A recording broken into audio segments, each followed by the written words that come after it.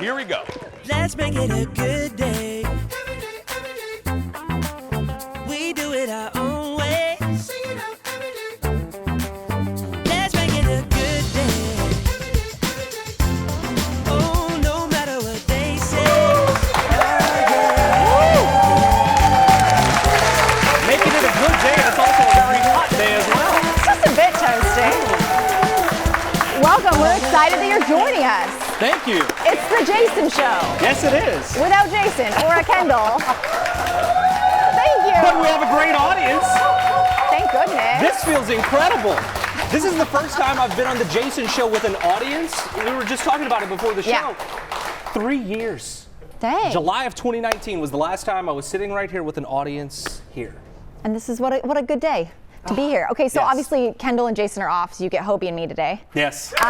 It's been Shane Wells. Thanks. We did this a few times back when I was on the show, so that was a Yeah. while ago. So I feel like it's a reunion that's. It is. It's kind of like that Friends reunion. It's been a while, but you know what? You get us back together, magic continues to happen. Except this time we're sweaty because it's very hot here.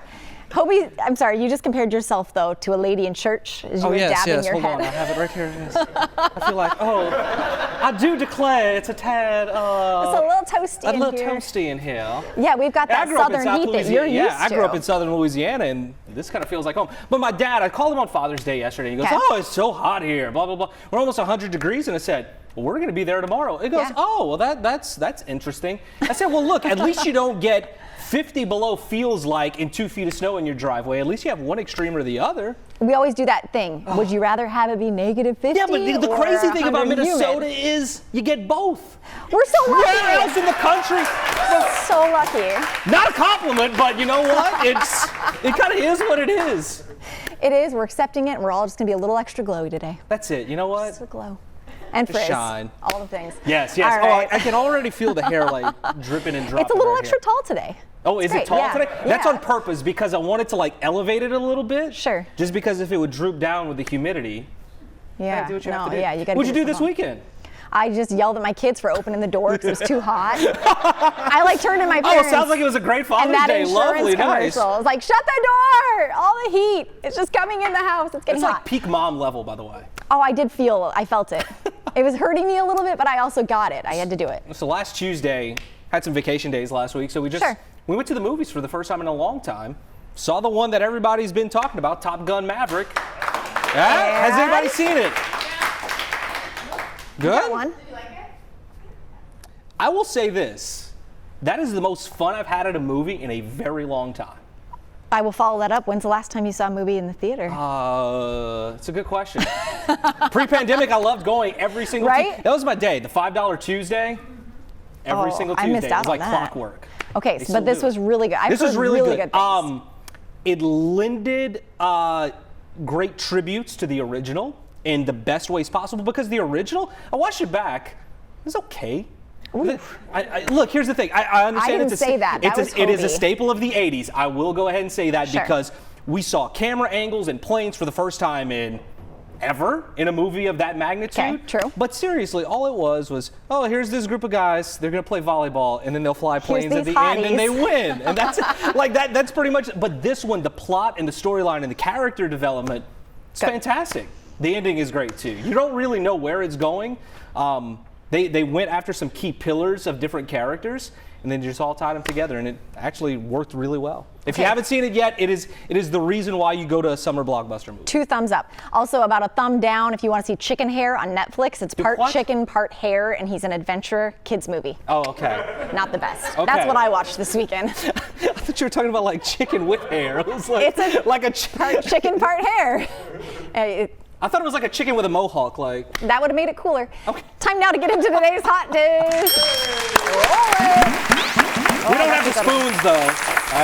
We don't. It's okay. Use your fingers. It's fine. The Wendy Williams Show is officially a thing of the past. So the daytime talk show wrapped after 13 seasons. Wendy did not appear in person, but they did show some highlights. Take a look.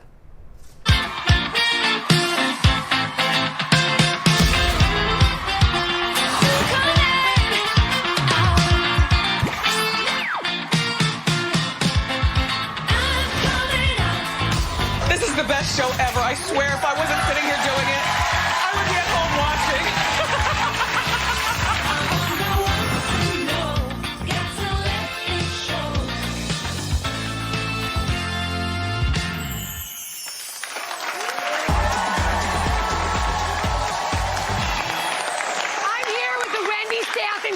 and on behalf of the entire Wendy family, we love you for watching. And we couldn't go away. I'm trying not to cry. We couldn't go away without saying one more time, all together now. How you doing? Now, Wendy has not appeared on the show in more than a year because of health reasons. Sherry Shepherd will replace Wendy in the fall as they wrap things up. I think it's kind of sad that she wasn't there for the end. I know that there's some questions about what it all has gone on in the last year with her. But yeah, it kind of doesn't feel right to just end. No, it doesn't. Like that. Not even a video message. And it's, her name is on the show itself. It's not like, oh, this is just a rotating guest list of hosts that they have. She is the show, and without her to say goodbye, it's a little tough. Yeah.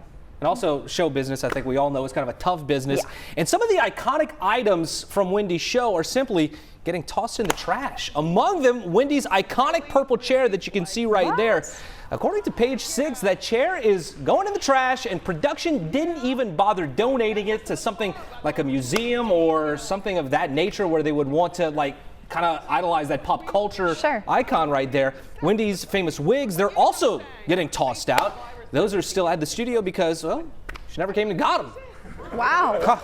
Ouch. Some of you may remember when The View marked 10 years, the show gave the original table to the Smithsonian. Now, I don't know if Wendy and View are on the same They're not. plane, but you think they could have auctioned that chair and made some money and like donated it to a good cause? I mean, there's definitely some money to be had. And there is a fan base, clearly, with how many people were in the audience, especially like in the last year or so, whenever people were in the studio with masks and everything, people were still going, participating with whichever guest host was in there.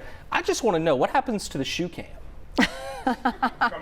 It's coming here? Yes, Jason. Have you seen Shane's shoes? I don't know if we can get a shot of that. I don't think we want to. The snakeskin shoes, I like them. I like them. Speaking of chairs, does Jason still have his Oprah chair? Yeah, so I mean, did he buy that? No? Okay. So I'm asking too many questions. I will say this. I did enjoy, like, while sitting and working, I enjoyed watching the guest hosts that they had. Michael Rappaport, I thought, was great. She had some good ones, actually. Yeah, for sure. Maybe somebody else will get a show now. Sherry Shepherd. Oh, yes, for now, but maybe she gets her own show moving forward. Yeah, true. Oh, she is? Yeah. Oh, Jeffrey dropping breaking news on me. All right, here we go. Next in the dish, Netflix just dropped the trailer for its new true crime story. It's called The Girl in the Picture, and it follows the search, check this out, to solve a 30-year-old mystery. Take a look. In 2002, a friend sent me a photograph. It was a picture of a little girl, her father. The more you looked at the picture and the more you looked at her, you could see something was terribly wrong. The only person that knew her real identity was her father. Franklin Floyd had been a fugitive for almost 2 decades. He robbed a bank. He had a history of violence.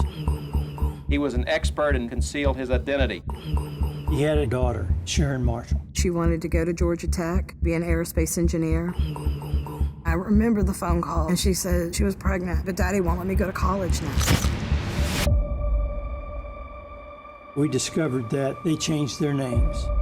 He took her around to strip clubs to make a living for him. There's a big question here. What happened to Sharon Marshall? Whoa, that's Girl in the Picture. It drops in a few weeks in July. So of course I couldn't handle but not go read more about this. So I read this article. First of all, the story is very convoluted. It is a wild story. This is a horrible, horrible man, and she lived a very sad life. And yeah, I'll just leave it at that. That makes me want to watch it, Shane. Wow. Well, it's going to be a downer. It's going to be a downer. Yeah, just prepare yourself. But here's a lot of the true crime pieces that are on Netflix, Hulu, HBO Max, Paramount Plus, you name it. They all have kind of that theme going on. And I am a voracious consumer of all of that. I even listen to podcasts about like murder mysteries to go to sleep, which by the way. What? Wait, time out. You do what again? Please explain. Well, like Dateline, you know, Keith's voice. It may be. Okay, so it's the voice and not the story. Well, the story too, and then you'll wake up and you'll be like, wait, who did what with an axe? And that's like if you have nightmares and you want to know why, I mean, but I understand because my wife, if she would see the first 30 seconds of that trailer, I know what we're watching in July. Yep, and then will she Google it ahead of time like me? No, she'll watch at least the first episode to kind of get her bearings of what's going on, and then slowly start reading. But she won't tell me. She will not spoil it. Oh, I'll spoil it in the break for you if you want. Appreciate it. Thank you. Okay. Lovely. Next in the dish, Lea Michele's dream may soon be coming true. She's reportedly in line to play Fanny Brice in the Broadway show Funny Girl. So she has publicly begged for this role for years. Lea knows at least one of the songs on the first season of Glee. She sang Don't Rain on My Parade, which is from Act 1 of the musical. Barbra Streisand originally starred in the production back in 1964. The revival now stars Beanie Feldstein, but she's exiting in September, and Lea is the producer's pick as the replacement. Okay, oddly enough, Jane Lynch, who was Lea's co-star on Glee, is also leaving in September. Very, very interesting, because you bring up Beanie Feldstein. Yeah. I watched a CBS Sunday Morning piece, and this was like a dream role for her. She even, I watched. Is that Jonah Hill's sister? It is. Okay, it is. yeah. But she even dressed up as the character from Funny Girl for her birthday. Oh. So this was like a dream role for her. So I wonder what's going on behind the scenes. But Lea Michele, great pick. She was in Spring Awakening on Broadway whenever that started. She clearly has the voice for it. And yeah, I think she's a solid pick. I know she gets a bad rap in the media. He says she's kind of not as nice as she seems. I did get to interview her once on a junket. I know Jason loves to share junket stories. And she was actually so kind and pleasant. And I really enjoyed chatting with her. And here's the And I felt like it was genuine. That's great to hear. I can't say the same for Michelle Pfeiffer, which always breaks Jason's heart. She was awful. Lea Michele, good. Michelle Pfeiffer. But here's the thing, everybody has their own experience. Maybe somebody was having a bad day because she wasn't happy with the lighting. Meet so many people. She was upset about the lighting and was rude Michelle to Pfeiffer. everybody. Yes. Ooh. Found that out later. Okay. So don't mess with her lighting. If she ever comes on this show, you get her a good ring light. Okay? We have a lot more to come. We'll be right back after this. Still ahead on The Jason Show. Are Billy Eichner and Anna Kendrick going steady? The two have a little fun with some clickbait.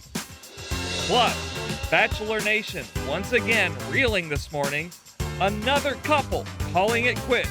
And this time it hits close to home. Then, what's it like to be in the most popular TV show to ever hit planet Earth? Sasha Andreev joins us live, fresh off his appearance in Stranger Things 4.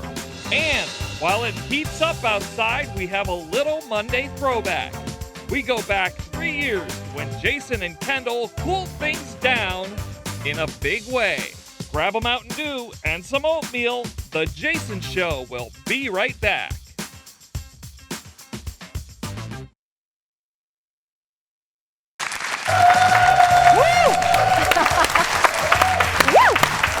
I could go for some Mountain Dew and oatmeal. Hit the spot. Wait, Ted really did say that. Yes, producer Ted. Apparently that's recorded the tease. And if you were the listening breakfast closely, of producing champions. That's all I know. Can't miss Welcome that. back to the Jason Show. That's Shane. I'm Hobie. Yesterday was Father's Day. Shout out to all the dads out there, by the way. Yep. And we know what a daddy is. But how about a zaddy? What? John Oliver poked a little fun at newscasters and the term last night, and this is our late night rewind.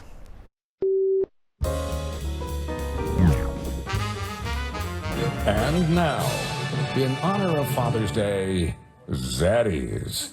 I heard you didn't know what a zaddy is. I don't. What is a zaddy? A zaddy is a very hot, sexy older man. What's the Z stand for? It's like daddy, but with a Z. Oh. Defined as an attractive man who is also stylish, charming, and self-confident. Are you a zaddy?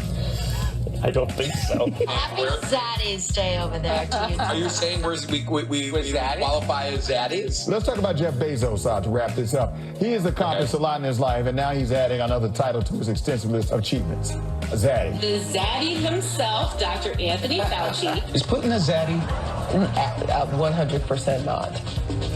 Who's more zaddy? Right. You're both equally zaddy. I'm not a zaddy. No, sorry, Derek. Yeah, I would say my husband's a daddy. You watching, Boo? Are you watching?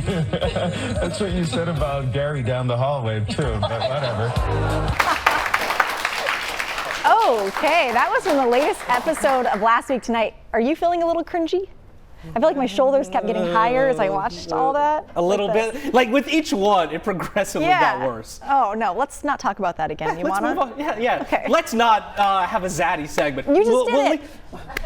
You're going to be on the Let's next move John on. How about Oliver. that? Yes. Yeah. Am I? Because we really didn't discuss it. That's good. That is good. All right, it's time now for a special serving of the hot dish all the way from Hollywood. Please give it up for Brad from TMZ. Morning, guys. Good morning. That was a lot of cringe for a Monday. It was. Thank you. I agree. Yeah. Were you like, a little I bit? was. Every mention of that word, I'm not even going to say it. Same. Okay. Sorry. Do I have to like put $1 in the jar since I said it already? Or? No, we'll move. Okay. We're moving All right. on. Let's just move on. All right. Fresh off of her defamation trial, Amber Heard was spotted where?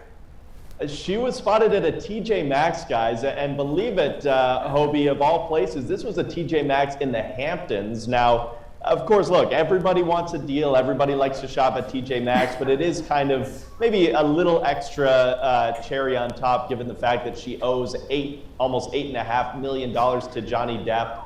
We got video and some photos of her there with her sister, who also testified in the trial, checking some things out in the Hamptons at the TJ Maxx there. Oh, I love the person trying to shoot like the low secret camera footage Super there. secret, and she looks right at the camera. She is a Maxinista. Who knew? All right, next up, we're going to switch gears a little bit. A show on Netflix, The Chosen One, had a pretty tragic weekend. What happened? Yeah, and Shane, there's only a few details out about this right now, but what we do know, The Chosen One, it's been shooting near Mexico, and this is the show on Netflix where it's kind of the second coming of Jesus Christ, where a young man finds out that he is the one. They were filming near Mexico, and there was, I believe, 6 people in a bus, and the bus flipped, and 2 people from the show died. Now, Netflix has not yet released who from the show, whether it was actors or crew or producers, directors, or exactly who was involved. But just a really tragic accident with not a whole lot of answers yet as to how this happened. Wow. That's awful. Yeah. That's awful. Finally, Bill Clinton, he was on with Corden last week and revealed something he did while in office. You know, and I can't blame him, Hobie. I think everyone would want to do the same if you were president. He said he sent special agents to Area 51 to find out if there were aliens. He said he felt that he really needed to know. He said that it was for the safety of the country. And he said, when James Corden said, well, are there aliens? He said, not that I know of. So he still hedged it a little bit, I guess, during his little adventure there. They didn't find any, but who knows? I will ask this question, though. I wonder how much that was driven by, like, you know, late 90s, The X-Files, Independence Day, things like that. Maybe that, like, was like, maybe the truth is out there and he's just still hiding it from us. If you have the ability to find out, why not, right? I thought we knew everything he did in that office. All right. Thanks, Brad from TMZ. What? Okay, let's move on, please. Brad, thank you. You know how quickly they cut away from You were thinking it, right? Next in the dish. Yes. Clickbait hit new lows over the weekend and involved comedian Billy Eichner, so you know he's not going to let that go. So a post from some site called Happy Fish showed a pic of Billy and Anna with the caption, "New celebrity relationships." That made us feel better about 2021. Well, if you don't know Billy, he's gay. He responded, "Hey Anna, cat's out of the bag." Then she said, "We can finally live our truth, Billy. You felt so pressured to seem like a gay man that you made bros movies, but now you're free now. Our love can flourish." Now his movie Bros will actually make history. It is the first gay romantic comedy by a major studio, and it will be released in September. I love that. I love those two as well. It's just incredible what people will do just to get the click. I mean, it works. We're talking about it. Clearly. Yep. But does it work? How many people, I wonder, actually clicked on it? I refuse to click on a certain person's, anything that has the name that starts with a K that we can't say on this show. I refuse to click on any stories or headlines because I don't want to give them that extra number. That one is going to make all the difference. You know what? You hang on to that. I am. You hang on to that, Shane. It's my banner. Well, next in the dish, one of Jason's favorites, Emma Thompson, was featured on Sunday Today with Willie Geist. She stars in the new film Good Luck to You, Leo Grande. She plays a widowed, retired religion teacher, that is a lot, who hires an escort. Sure.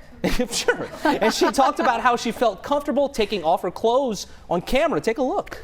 You've got to make it different. I read a quote from you in an interview where you said, I stopped trying to starve myself a long time ago in Hollywood.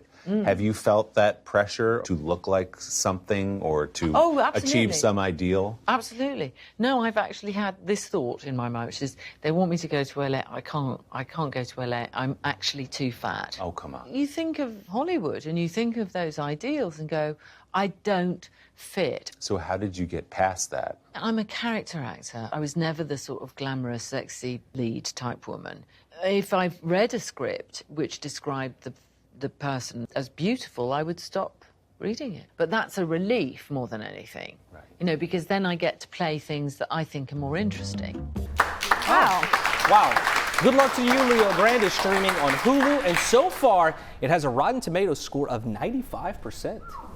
I think she's stunning. Sure. To say absolutely. Anyway, yeah. And also, body positivity is a big thing right now. And it's good to see people expressing that. And making other people, and hopefully passing that. Despite. Yes, and hopefully passing along that confidence to other people who might watch. Yeah, look at her. Sure. Look at her. I know Jason, she's one of his favorites. Yeah. And he has good stories he always tells about her and Alex Kendall. I'll let him share that story sometime in an interview that went awry. Oh, imagine. Another interview that went awry. And we could probably do an entire show. They probably have. They should, if not. Next up in the dish, Bachelor Nation once again in mourning. This one actually makes me really sad, you guys. Another beloved couple calls it quits. Local gal Michelle and her fiance Nate, they're done. The two made it official on their Insta stories over the weekend. She said having a relationship in the public eye has not been easy. She said she will never stop wanting Nate to succeed, but she's deeply hurting and needs her space right now. For his part, Nate stressed that the relationship was real. The two got engaged 6 months ago on the last season of The Bachelorette. And as kind of a Michelle stalker, I saw this coming. Yeah? Yeah. Why? Elaborate. Well, I follow her on Instagram, and you know, you see them together, you see them together, and then you stop seeing them together, and you see them kind of living different lives, and you're like, uh-oh, this isn't good. And then she was without her ring for a while, and she came on and was like, oh, I just took it off, and a friend looked at it. This was maybe like a few weeks ago, and now I'm thinking, oh, I think so that was the red flag, not... No, it was I just didn't see them together, and I actually went back to her Instagram, and I like went all the way back to the last time she posted with him. Oh, you guys know you've done this. How 2020 is this? You stalk people on Instagram, and then we announce the breakup on Instagram stories, so it's not there permanently. It'd been like a whole month. I'm like, they're gonna break up. Why aren't they together? But I'm so by the sorry. way, I'm so sorry for your loss. Thank you. I am deeply hurting, and I need my space right now too. Okay.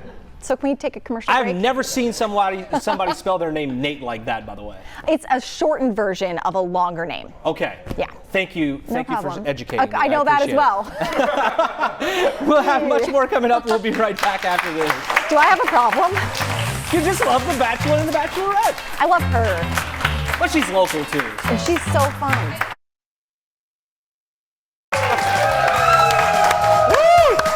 Welcome back to the Jason Show.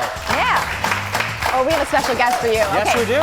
So let's get into this. It's official. Stranger Things Season 4 is now the most watched English series in the history of Netflix. Not surprised because it is really good. In less than a month, viewers have streamed more than, check this out, 781 million hours of the show.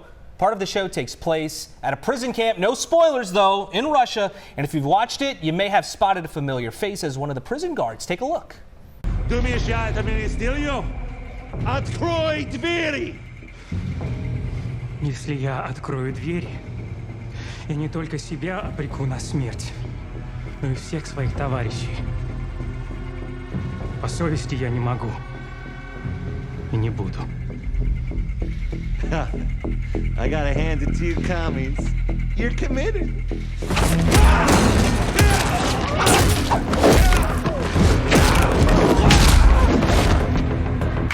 Well, we don't want to show you anything else just in case of spoilers because this show is incredible. But that Russian guard is played by a Minnesota actor. Give it up for Sasha Andreev. I'm so excited you're here. I am excited obsessed to be with this season. Okay, first off, we'll get into this. How did you get this? I mean, these had to be all very coveted roles. Oh, absolutely. I actually didn't know what I was auditioning for specifically. I was on, this is during pandemic, 2020. You can't really go anywhere. So my partner and I decided to camp off the grid in a van in the middle of Utah. Of course. And we're like on the campgrounds of Zion National Park, and I get an email from my agent here in town saying, there's an audition for Stranger Things. Please record these scenes in Russian and in English. And I'm originally from Russia, so I speak Russian. I didn't learn it just for the part. And I'm like, well, what am I gonna do? I literally don't even have a bathroom or electricity. So we literally ran to the nearby town, and I found the closest hotel, and I went begging the person at the front desk to let me use any space I can so I can record this. And she was like, come back in 2 hours, I'll let you in. Oh, wow. So basically, with my phone and a little tiny tripod selfie stick that I brought to take pictures camping and hiking, I recorded all of these scenes, and then using 1 bar of service, uploaded them. It took about like 2 hours or something. Stress. You know what? If it's meant to be, it's meant to be. I know, and then I didn't hear anything. And then 4 months later, I just got an email saying, send in a selfie of yourself. They want to see what you look like. And I was like, okay. And then a week later, they're like, you're booked. And I didn't know what I was going to do until I arrived on set. Can I ask how many selfies you took? Well, you're not allowed to take selfies. So I kind of snapped a few, but literally as I was taking a picture of myself after I got beat up, as you saw, a woman walked by and said, like, delete those immediately. Oh, okay. And then they said, it's okay, just don't post them.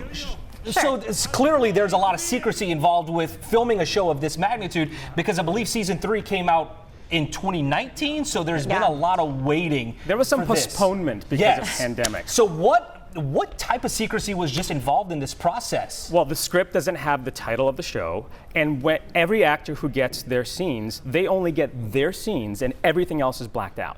So you have no idea what's happening other than sort of the general context of what's happening. Have you ever been part of something like that? Never. And I was on set with the Duffer Brothers themselves. They were the ones who directed my episodes, and I basically was able to ask just to get a sense of what's happening, but otherwise you just sort of wing it and hope for the best. Clearly it's worked out. Yes.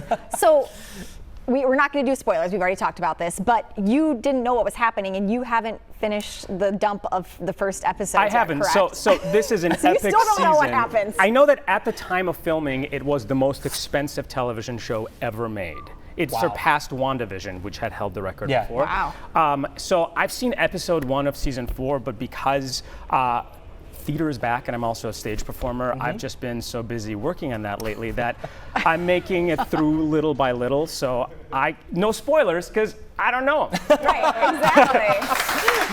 This is an exciting thing for you professionally, probably personally, to be involved in one of the biggest television shows that's ever been out there. When were you officially allowed to tell people, oh, by the way, I'm going to be in the new season of Stranger Things? Well, here's the thing. I think no matter how big of a small part you are in a show, you never know what's going to end up on the cutting room floor. Yeah. So I decided to just keep it hush-hush until it came out. And then I figured, I'll fast forward, see if I'm in, and then I can kind of announce it. So I told a few of my close friends, but I didn't want to brag about something that may not even exist in the end. Sure. Yeah, absolutely. Yeah. And then, so we see you, just so we know to watch for you, episode 7. Episode 7, and then July And- 1st is when the final 2 episodes of the season come out. So after you saw my butt kicked, I should be making an injured appearance. Okay. Oh. I'll be watching for it. Yeah. I'm waiting on pins and needles because we watched the first 2 episodes and then buzzed through them like that. Like, You must have a lot of time on your hands. A little. No, this is some late night viewing. There Some you late go. night Yeah, viewing. when you should be sleeping, but instead you can't stop So watching. what was it like on the set of the show? Because there's so many stars that just kind of came out of this over the last, when did it start? 2015? I think 16? Yeah, I think but, it started. But this is a show that's grown into something that's huge. What was it just like on the set? What was kind of like the vibe of it? Well, it's huge. So basically, it's these giant sound stages that have these sets that are fully built, floor, ceiling, walls. So when you step in, you are in there. You're in that house. If anyone's watched it, there's this sort of house that's one of the center set pieces. When you're in the Russian prison, you are in that prison. You look up and you see cobwebs and distressing and bullet holes. Wow. All of it. And I got to sort of sit on the side with all the chairs with all the stars, all the adult stars of the show. And then they keep all the extras, of which there are dozens in a different portion. But the amazing thing about it, it's such a big show, they're literally shooting 2 different things at the same time. And the Duffer Brothers have 2 giant setups where they have a set of screens for the scenes they're directing and another set of screens for the scenes they're observing that other people are shooting. I mean, I would have a hard time. I know you're a professional, that's why you do what you do, but most will walk in and be like, what is going So I tried actually to keep my excitement under wraps Right? because I was trying to be professional. And there's Winona Ryder, and there's David Harbour, and there's Brett Gelman, and I'm just trying to be as cool as all of them. Because you were a fan of the show Oh, yeah. before you got this part. I was. What's your favorite thing about Stranger Things? Because I think everybody has it, whether it's the action, whether it's the storylines, the nostalgia. What's your favorite part about it? I think the nostalgia combined with that's a sci-fi horror elements that I just love, and all the gruesome sort of monster makeup, and they do a lot of practical effects. I'm just a huge fan of that. So since you're not that far along running up that hill, has that come on your playlist yet? I think that was in the first episode. It's a popular song right now from the show. It is. I think episode 1 featured it. She had it in her headphones at the school. You're right. Yeah. I'm glad that she's having a resurgence. She is. Okay, well, as you mentioned, you do theater. I do. So we're going to talk about that. You're sticking around after the break. A new musical that you're part of here in the Twin Cities, a story that many of us know well. That's right. Yeah, and Stranger Things Season 4 is available to stream right now on Netflix. The final 2 episodes of the season will be available next Friday, July 1st. Stick around, much more coming back. You gotta take that day off. Huh? You gotta take that day off. I know. I'm telling you, we watched the first 2 and we will. I love that you clap. I love to clap.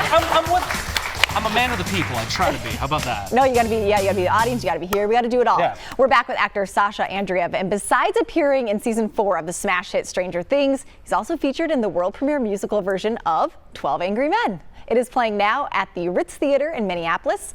Okay, you've been a part of Theater Latte Da for a while now. That's this right. is a big one. What is the process like of actually getting a show like that to the stage? Because we see it on the stage and we're like, amazing, but there's so much work that goes into it. Years in the making. So 12 Angry Men has been known since the mid-50s. It started out as a television play, it became a stage play, then it became a movie, then it became another movie in 1997.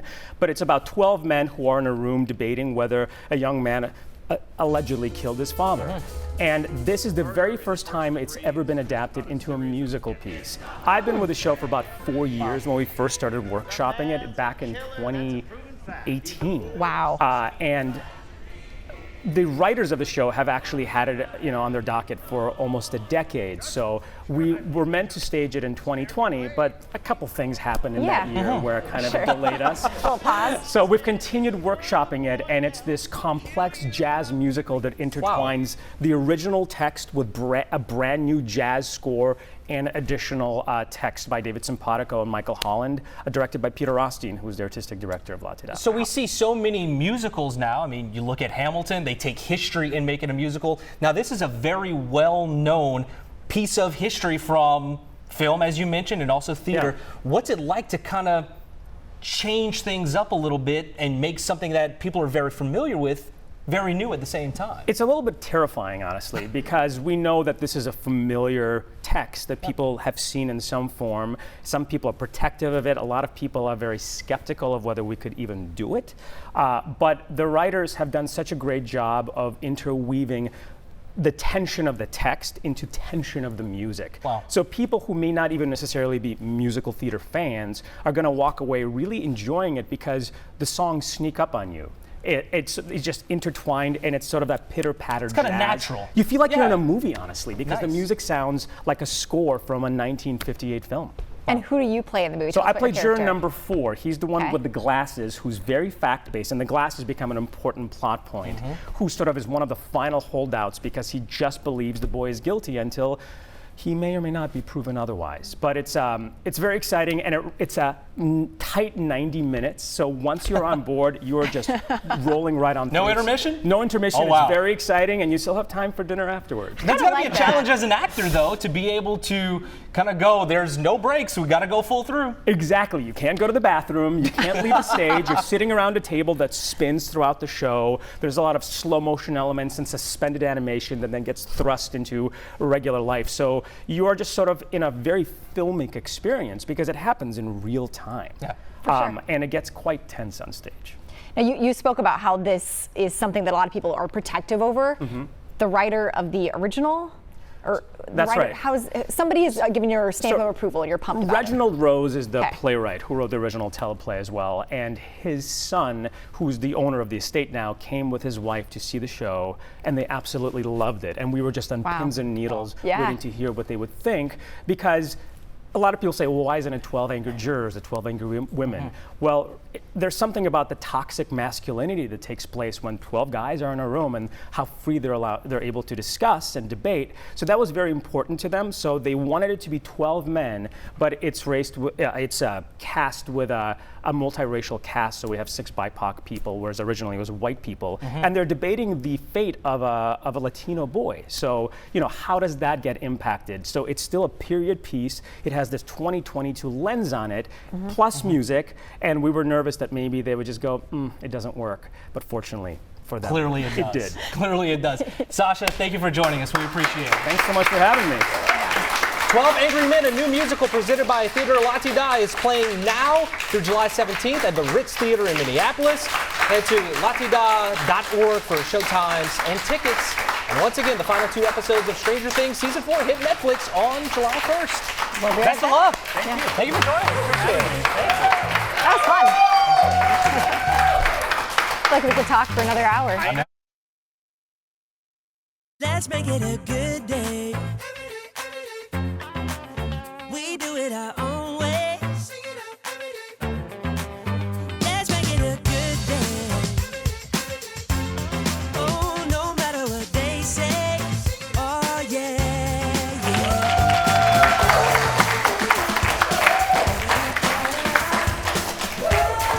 Welcome back to The Jason Show.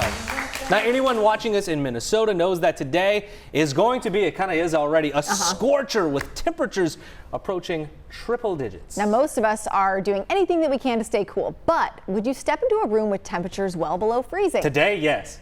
Would you? Well, let's watch and see how this goes for Jason and Kendall, who went to TCO Performance Center, home of the Minnesota Vikings, to try out the cryo chamber. It is our Monday morning throwback.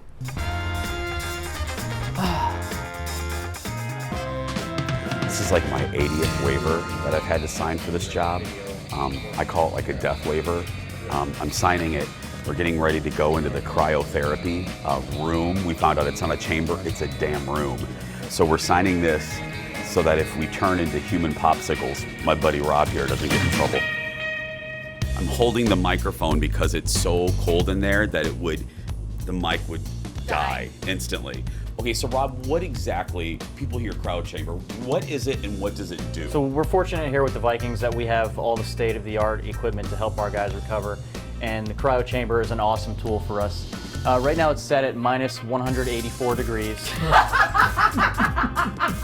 up, what's really sad? Okay, Rob. Is that So what? actually for real? That's for real. And what that's going to do for you is going to cool down your surface body temperature.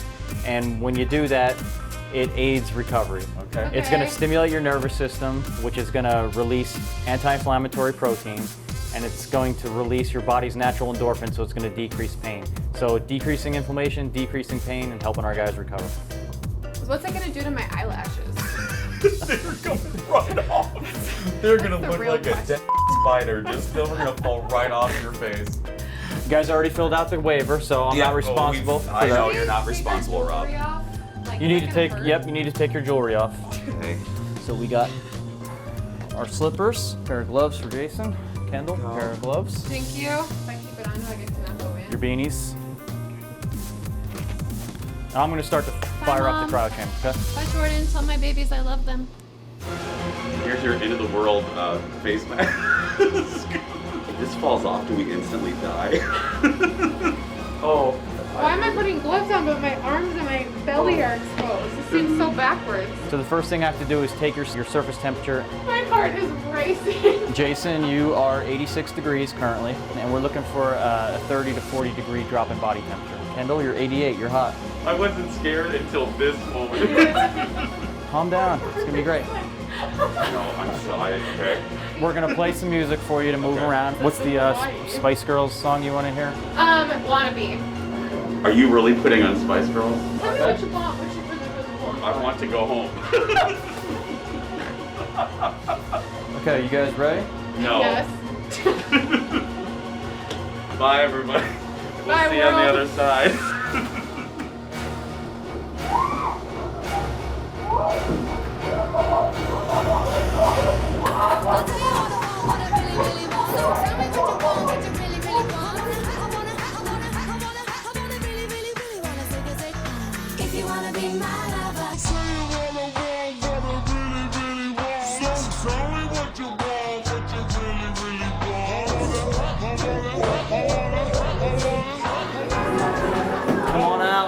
I'll get your temperature here. 41 degrees. Oh my God in heaven. 55 degrees. How am I so much colder than you? I can't. Sure. Kendall, you had a 47-degree drop in temperature. I could have told And you Jason, that. 31 degrees. That was horrible. That was the worst in 5 seasons of this stupid show. This is the worst thing I've ever done.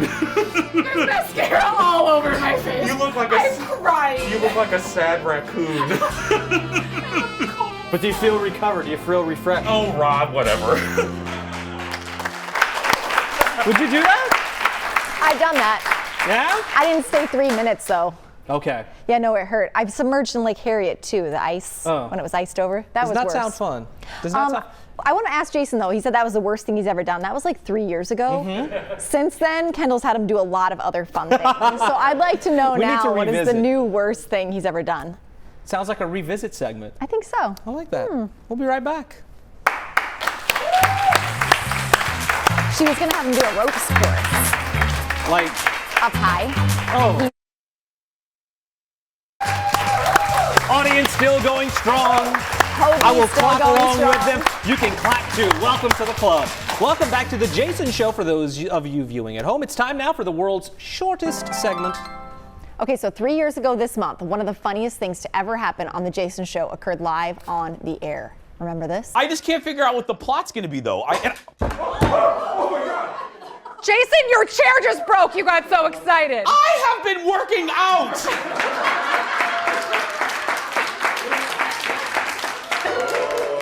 Are you trying to sabotage me? No. Be gone with you.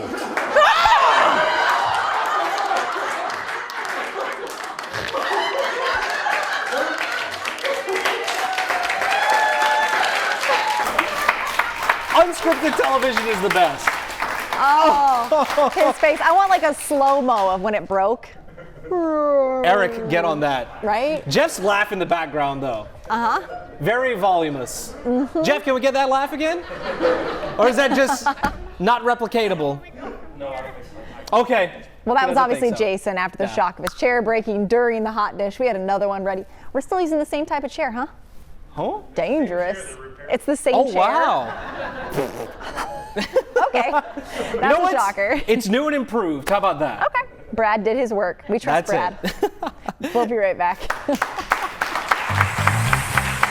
Where is Brad today? I saw him walking around. Bring it down, Jeff. Our lovely audience hanging with us on this beautiful Monday. And as they do at the end of every show, it's the surprise goodbye. That's a cool graphic. Now, They neither pay top Shane. dollar. Yes, we do. That's beautiful. Well, neither Shane or I know the story the producers put in here. Today, it's apparently a temper tantrum on the golf course. Check this out. Okay. Pro golfer Grayson Murray in the final round of the U.S. Open yesterday, when he hit the ball off course. Frustrated, he breaks one club over his knee. That's not all. A few holes earlier, he made a quadruple bogey on one hole, leading him to throw his club into the rough. Here it goes. Oh, he really that threw wasn't it. just like a little swing. That was an over-the-head toss. He was asked about the incident and said, "I will never apologize for wearing my emotions on my sleeve." I will say, I feel seen on the golf course. Because so many times that's a professional, and granted, I'm just an average Joe. What do you out there do when just- you get frustrated? What do I do? Yeah. I try to calmly walk back to the cart and go on to the next shot. Wow. Try That's good of is you. the key word. I quit. You quit? Yeah, I pick up my ball. No. Here's my and thing. I'm done. Here's my thing. I pay good money to play. I'm going to finish it no matter how tough it is. I like when the beverage cart comes by. Tomorrow on The Jason Show, former Real Housewife of Atlanta, Nene Leakes, chats with Jason live about her new show. And we'll talk to Maya Rudolph about her new Apple TV comedy, Loot. Yeah. Seen trailers for that. Looks pretty good. Okay, that's a high-profile That's coming guest up tomorrow on The Jason Show. Thank you.